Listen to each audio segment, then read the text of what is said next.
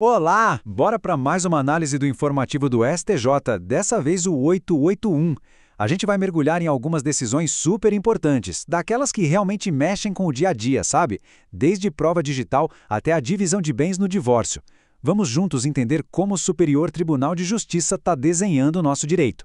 E se prepara porque as perguntas aqui são diretas e bem práticas. Será que um simples print da tela de um sistema do governo serve como prova de uma dívida? E aquele acordo de partilha feito em casa, num papel qualquer, sem nenhuma formalidade, tem validade jurídica? Pois é, o STJ bateu o martelo sobre isso e a gente vai ver exatamente o que eles decidiram. Bom, para a gente se organizar, nosso roteiro é o seguinte. Primeiro, vamos falar da relação entre o cidadão e o Estado, passando pelo direito previdenciário e tributário. Depois, a gente entra no direito civil, para entender os acordos entre particulares. Na sequência, vamos analisar as garantias no processo penal. E, para fechar, vamos dar aquela olhadinha para o futuro, para os novos grandes julgamentos que vêm por aí no STJ. Ok, começando então pela nossa primeira parada. Direito público. É aqui que as decisões do STJ têm um impacto gigantesco na vida de milhões de brasileiros, seja na relação com o INSS, seja com a Receita Federal. E a primeira grande discussão vem lá do tema repetitivo 1360. Pensa na seguinte situação. A pessoa perdeu o emprego. Ela tem um tempo, que a lei chama de período de graça, em que continua protegida pela Previdência. A questão é, para provar que ela continua desempregada e assim poder estender esse prazo, basta olhar a carteira de trabalho e ver que não tem nenhum registro novo. E a resposta do STJ foi um sonoro não. A Corte decidiu que só a falta de anotação na carteira não prova nada. Quer dizer, o segurado pode usar outras provas, claro, como testemunhas, documentos, mas o ponto principal é que a responsabilidade de provar é toda dele. Ele tem que demonstrar que o desemprego foi involuntário, que ele não pediu as contas, nem ficou recusando o trabalho. E essa decisão está bem amarrada na lei, viu? Ela combina o artigo 15 da Lei de Benefícios, a famosa Lei 8.213 de 91, com o princípio do livre convencimento do juiz. Na prática, isso quer dizer que o juiz não fica preso a um único tipo de prova. Ele vai olhar o conjunto todo, as evidências, para decidir se realmente acredita que o desemprego não foi por vontade própria da pessoa. Agora, vamos pular para o direito tributário para falar de um assunto super moderno, prova digital. Pensa bem, um simples print da tela do sistema da Receita Federal pode ser usado em um processo para provar que o contribuinte, por exemplo, confessou uma dívida e com isso interrompeu o prazo que o governo tem para cobrar? A resposta aqui é um grande sim. O STJ deu total validade a essas provas digitais. A Corte disse que esses documentos eletrônicos que vêm do governo têm uma presunção de que são verdadeiros. E aqui está o pulo do gato. O jogo virou. Agora é o contribuinte que tem que se virar para provar que aquele extrato do sistema está errado ou é falso. Essa decisão, na verdade, está super alinhada com a modernização do nosso direito.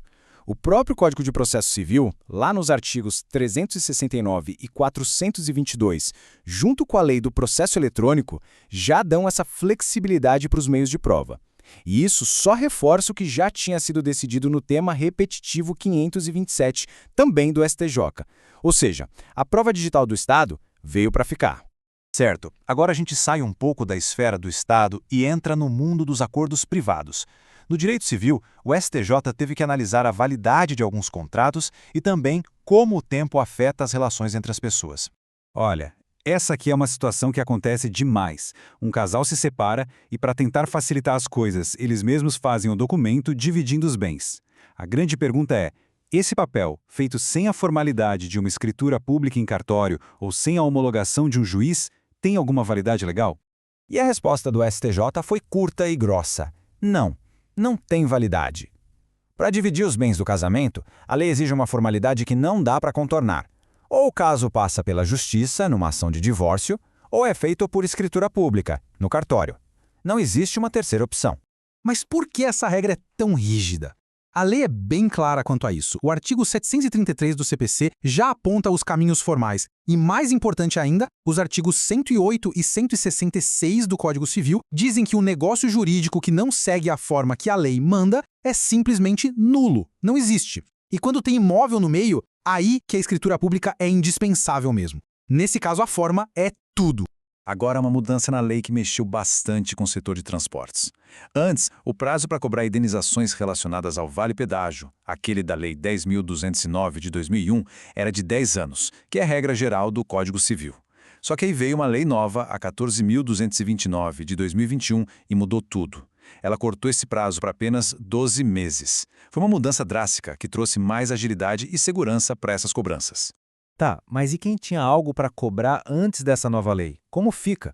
O STJ esclareceu essa regra de transição. Para todos os casos antigos, o relógio de 12 meses começou a contar a partir do dia em que a nova lei entrou em vigor. Isso é uma informação importantíssima para quem estava com algum crédito para receber. Partindo para a nossa terceira parte, agora a gente entra no território do direito processual penal. É aqui que as decisões do STJ servem para reforçar e às vezes até redefinir os direitos e garantias de quem está sendo investigado ou processado criminalmente. Essa pergunta aqui parece até meio filosófica, né? Mas tem consequências bem práticas. Imagina que a pena de uma pessoa caducou, ou seja, prescreveu. Passou tanto tempo que o Estado não pode mais punir. Mesmo assim, faz sentido essa pessoa continuar com recurso na justiça só para ter um documento dizendo absolvido em vez de punibilidade extinta? Para o STJ, a resposta é não. Não faz sentido. A lógica é muito simples. A prescrição zera o jogo. Ela apaga a pena, apaga os efeitos de reincidência, apaga qualquer consequência negativa daquela condenação. Para todos os efeitos, a pessoa volta a ser primária. Então, como não tem mais nenhum benefício prático para conseguir, o recurso perde objeto. E vamos para a nossa última análise de julgado, que fala de um direito essencial para a defesa. Durante o inquérito policial, ou seja, antes mesmo de existir um processo, a pessoa que está sendo investigada já pode contratar um especialista, um perito particular, para acompanhar o trabalho da perícia oficial? E a resposta é sim, é um direito. O STJ deixou claro que a defesa tem essa prerrogativa desde o comecinho, já na fase do inquérito. Isso é uma garantia fundamental da ampla defesa. A única exceção é se a polícia conseguir provar, com fatos bem concretos, que a presença desse assistente técnico poderia, de alguma forma, atrapalhar a investigação. E para a gente fechar com chave de ouro, vamos dar uma espiada no que vem por aí. O STJ já separou os próximos grandes assuntos que vai julgar no sistema de recursos repetitivos. Isso quer dizer que as decisões vão valer para todo o Brasil. Mas antes de ver os temas, é super importante entender o peso disso. Quando o STJ julga algo como tema repetitivo, a decisão que sair dali vira uma espécie de regra obrigatória para todos os juízes e tribunais do país que tiverem casos iguais para resolver. É o jeito que o sistema tem de botar um ponto final em grandes polêmicas jurídicas. Então se preparem, porque os próximos grandes debates são esses aqui. 2 temas tributários de impacto bilionário. O tema 1415, que vai definir como as concessionárias de energia calculam seus impostos. E o tema 1416, que é um filhote da tese do século e vai decidir se benefícios de ICMS podem ser excluídos da base de cálculo de impostos federais. E no processo civil, o tema 1146 vai definir se precisa esperar o fim de um mandado de segurança coletivo para poder entrar com a ação de cobrança individual. É bom ficar de olho. Bom, e assim a gente encerra nossa análise do informativo 881.